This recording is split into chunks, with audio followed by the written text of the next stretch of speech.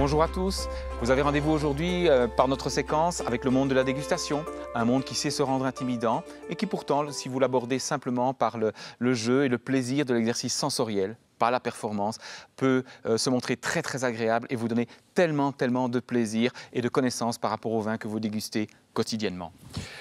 Pourquoi déguster en fait? Tout simplement parce que si tout le monde sait dire j'aime ou j'aime pas, il est parfois plus difficile de dire pourquoi. Et la réponse à ce pourquoi est très intéressante et vous aide beaucoup à choisir vos vins où que vous les achetiez et notamment aussi pour les repas que vous organisez.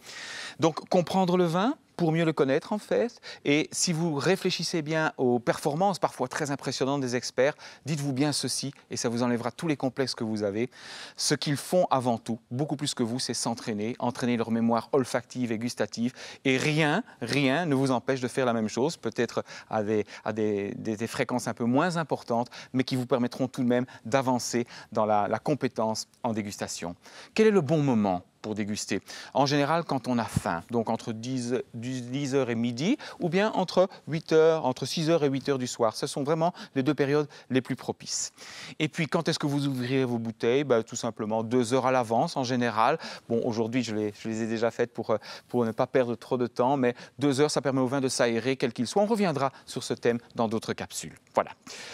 Nous passons maintenant à la dégustation proprement dite et au support, à l'environnement dans lequel vous allez la laisser s'organiser. Il est important que vous ayez un fond qui est blanc. Ce fond blanc va vous permettre de bien observer le vin. Il est tout aussi important de bien choisir votre verre. Et vous voyez que les verres que j'ai devant moi, bon, toutes les tailles sont possibles du moment que le bord supérieur est refermé tout simplement pour que les arômes se concentrent dans ce périmètre restreint et qu'ils puissent vraiment venir envahir votre nez. Au niveau du tire-bouchon ou du sommelier, vous l'appelez comme vous voulez, un tire-bouchon à double levier comme celui-ci est vraiment parfait. Il permet en 2 tractions successives d'enlever facilement le bouchon de la bouteille, beaucoup plus pratique que certains modèles que l'on vend dans le commerce. Les coupe-capsules aussi qui permettent d'enlever la capsule sont souvent mal adaptés, trop hauts. Il vaut mieux se servir de la petite lame du même sommelier.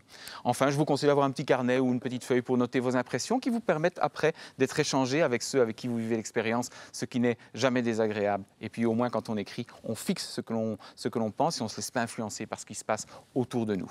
Voilà, les bouteilles sont ouvertes ou vous allez le faire chez vous. Et puis, la première chose à faire une fois que les flacons sont prêts, c'est d'aviner les verres. Aviner les verres, c'est tout simplement verser un tout petit peu de vin dans le verre pour leur permettre de rentrer en contact l'un avec l'autre et surtout d'éviter qu'il y ait des odeurs parasites qui restent dans le verre. Le vin du Rhône, c'est celui que vous mettrez dans votre verre de gauche. Donc, on verse un tout petit peu de verre, puis on tourne. Et en tournant, on le vide dans le crachoir ou dans tout autre récipient. Et puis, pour le Bordeaux, que vous servirez dans le verre de droite, voilà, même exercice, les verres sont prêts, je vais pouvoir remplir et remplir au tiers tout simplement parce que, ou même au quart, on n'a pas besoin de beaucoup plus, tout simplement parce que ça nous permettra de bien aérer le vin, de ne pas avoir d'accident et de libérer des arômes qui auront alors beaucoup d'espace pour s'exprimer. Comment est-ce qu'on tient le verre? Soit par la tige, soit par le pied. Comme ça, on ne réchauffe pas le vin et comme ça également, on ne salit pas les parois du verre. Ça, c'est très important. À quoi sert l'analyse visuelle? Elle sert avant tout à poser des hypothèses. Ce qu'elle ne permet pas d'apprendre, c'est d'où vient le vin, quel est son millésime. Ça, c'est impossible. Rien qu'en observant le vin, c'est vraiment un exercice beaucoup trop compliqué. En revanche, elle peut nous aider, rien que cette observation visuelle, à imaginer l'état de concentration de ce vin, donc la vinification, l'ambition qu'a eu le viticulteur et le vinificateur pour sa cuvée, mais aussi pendant combien de temps, imaginez pendant combien de temps le vin pourra être conservé. Et également, lorsqu'on va remuer et observer les larmes, la richesse en alcool. Ce sont vraiment les choses que l'on observe. Bien sûr, la couleur au niveau de l'analyse visuelle est très importante. Donc lorsqu'on penchera les 2 verres, ce qui va se passer, au centre du verre, on observera cette teinte, inévitablement, sa concentration, bien sûr, mais aussi les reflets sur le bord qui donnent beaucoup de renseignements très pratiques, en fait, sur l'état d'avancement du vin dans sa vie et son potentiel de conservation. C'est ce qu'on appelle la frange du disque. Et c'est les reflets de cette frange que l'on va véritablement observer. Une fois que ceci est fait, et vous observerez que c'est plutôt rubis éclatant à gauche pour le vin du Rhône et peut-être un petit peu plus bleuté, un peu plus sombre encore pour le vin de Bordeaux, le vert de droite, une fois que tout ceci est fait, eh bien, on va sentir le vin. Alors, est-ce que c'est un don, sentir le vin et dire des arômes? Pas forcément, je vous l'ai déjà dit, c'est une question avant tout d'entraînement, mais il faut réentraîner ce sens qui est terriblement négligé. Notre cerveau est capable de retenir 3000 odeurs différentes. C'est juste qu'on n'a pas trop l'habitude d'utiliser cette habitude d'essayer de détecter les arômes et d'y placer des mots. C'est des connexions qu'il faut rétablir. Ça prend un petit peu de temps, mais ce n'est pas du tout insurmontable. D'où viennent les arômes du vin? Bien sûr de la vigne elle-même, pour certaines, les molécules que comprennent cette vigne, mais également ces molécules que l'on retrouve dans le sol, dans le biotope environnement, et parfois également des molécules qui se reforment pendant la vinification. Chacune des 10 000 variétés de vignes qu'il y a sur la Terre a sa propre signature aromatique qui va subir évidemment des petits changements, des évolutions en fonction du traitement de la viticulture, mais aussi de la vinification. Il y a 3 grandes catégories d'arômes. Les arômes primaires qui proviennent du cep de vigne proprement dit, les arômes secondaires qui proviennent davantage de la fermentation, donc du processus d'élaboration du vin, et enfin les arômes tertiaires qui proviennent, eux, plutôt du vieillissement et de l'élevage du vin. Voilà. Pour la technique, d'abord au repos. Toujours, hein, on va sentir le vin sans le remuer et puis on va simplement remuer pour mesurer l'intensité, la franchise, est-ce que c'est net, pas net, est-ce que ça nous plaît ou pas, mais également la nature, quel type d'arôme on va détecter. Donc si on le fait ensemble, faites-le chez vous, n'hésitez pas, eh bien, vos 2 verres sont immobiles, vous sentez d'abord le verre de gauche, celui du Rhône, et puis celui de droite, au repos, et on en reparle. L'intensité, d'abord. L'intensité est un peu moins forte à gauche pour le Rhône, un peu plus puissante à droite. Au niveau des arômes, ce n'est pas encore très clair, mais le fruit est présent dans les deux. Il y a tout de même un caractère particulier dans le Bordeaux, le verre de droite. On en reparle tout de suite. On agite. Au début, si vous n'avez pas l'habitude, faites-le sur votre table. Là, vous ne risquez rien du tout pour les deux. Et puis, vous sentez. Après, vous saurez faire ceci. Un petit mouvement giratoire, ce n'est pas très compliqué. Nous sentons le Rhône ensemble et son style. C'est un style mûr, fruité, aérien, gourmand. Il nous invite à la dégustation. On a envie de le prendre en bouche tellement il est doux. En revanche, si vous sentez en remuant le verre de droite, vous allez vous rendre compte que ce Bordeaux est marqué par le bois, marqué par les épices. Il y a aussi du fruit, mais plutôt des fruits noirs. Et quelque part, on sent un vin avec une personnalité beaucoup plus affirmée. Les vocations ne seront sans doute pas les mêmes, les styles non plus. Tout ceci doit être vérifié par la dégustation, en bouche évidemment.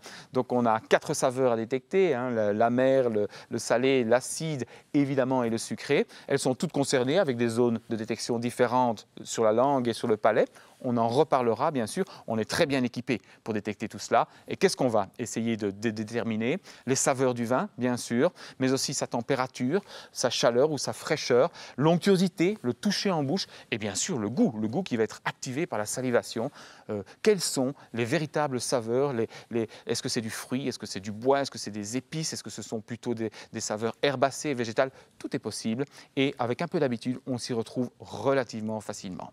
Enfin, lorsque vous l'aurez pris en bouche, vous veillerez à essayer de déterminer un équilibre. Dans tous les vins rouges de la planète, c'est comme ça, un équilibre entre l'acidité, qui est la fraîcheur, le moelleux, qui est l'enveloppement, et les tanins, qui représentent la structure. C'est à ça qu'il faut penser quand vous le goûtez en bouche. Lequel domine, ou bien est-ce que vous avez une sensation d'équilibre, auquel cas vous parlerez d'harmonie et de grand plaisir évidemment.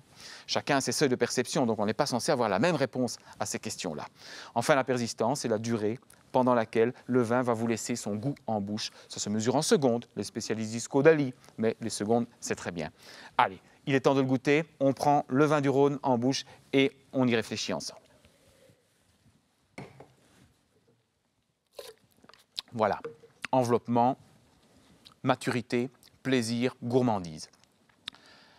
Vous entendrez peut-être parler de grumer ou de grumage. Grumer, c'est faire entrer de l'air dans la bouche au moment où vous prenez le vin. On va s'entraîner avec le Bordeaux. Commencez d'abord par prendre le Bordeaux dans les mêmes conditions que le Rhône, c'est-à-dire sans grumer. On avale tout de suite le vin.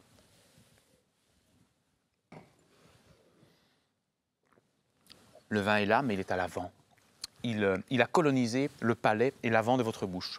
Maintenant, essayez ceci. C'est ça le grumage. Faire pénétrer de l'air une fois que le vin est déjà en bouche.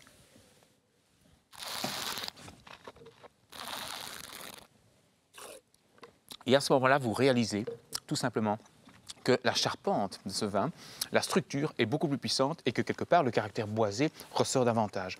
Comme si vous aviez goûté 2 vins différents. Un qui est plutôt discret, plutôt léger, et un autre qui est très très puissant. Nous avons beaucoup de fruits dans le verre de gauche, dans notre vin du Rhône. Nous avons beaucoup d'épices et de bois dans le verre de droite. Et au niveau tactile, de la douceur, du gras à gauche et bien sûr de la structure et du tanin à droite.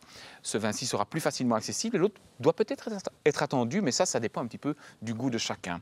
Des fruits rouges, des fruits noirs, des épices pour le Rhône et du boisé, toasté, fumé, grillé et des baies noires pour le vin de Bordeaux. Quant à la persistance, je dirais 5 à 6 secondes pour le vin du Rhône et 6 à 9 secondes pour le vin de Bordeaux qui est plus puissant, vinifié avec beaucoup plus d'ambition et qui quelque part est aussi destiné à être un vin de garde, de conservation plus importante pour dans votre cave.